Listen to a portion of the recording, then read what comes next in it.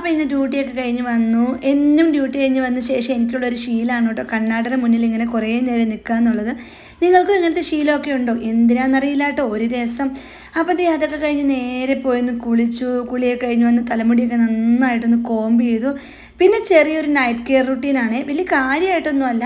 ഫേസിൽ ചെറിയ രീതിയിൽ ഒരു നൈറ്റ് ക്രീമൊക്കെ അപ്ലൈ ചെയ്ത് കൊടുത്ത് പിന്നെ കൈകൊണ്ട് തന്നെ നല്ല രീതിയിലൊന്ന് മസാജ് ചെയ്യും കേട്ടോ. അതിനുശേഷം ലിപ്സൊക്കെ ഭയങ്കര ഡ്രൈ ആയതുകൊണ്ട് വാസലിനൊന്ന് അപ്ലൈ ചെയ്ത് ലിപ്സും ചെറിയ രീതിയിലൊന്ന് മസാജ് ചെയ്യും. ഇത്രയേ ഉള്ളൂ നൈറ്റ് റൂട്ടീൻ. പിന്നെ വീണ്ടും കണ്ണാടിയുടെ മുന്നിൽ പോയിട്ട് കുറേ ഫോട്ടോസും വീഡിയോസും ഒക്കെ എടുക്കും. എനിക്കറിയില്ല എനിക്ക് എന്താ ഇങ്ങനെ ഒരു ശീലമെന്ന്. നിങ്ങൾക്ക് ഇങ്ങനത്തെ ശീലമൊക്കെ ഉണ്ട്, കമൻറ്റ് ചെയ്യണേ. പിന്നെ നേരെ ഫുഡ് കഴിക്കാനായിട്ട് പോയി. ഇന്ന് ഞങ്ങൾ ഫുഡ് പുറത്തുനിന്ന് വാങ്ങിച്ചിട്ടുണ്ടായിരുന്നു. പൊറോട്ടയും ചില്ലി ചിക്കനും ഫ്രൈഡ് റൈസും ബിരിയാണിയൊക്കെ ഉണ്ടായിരുന്നു.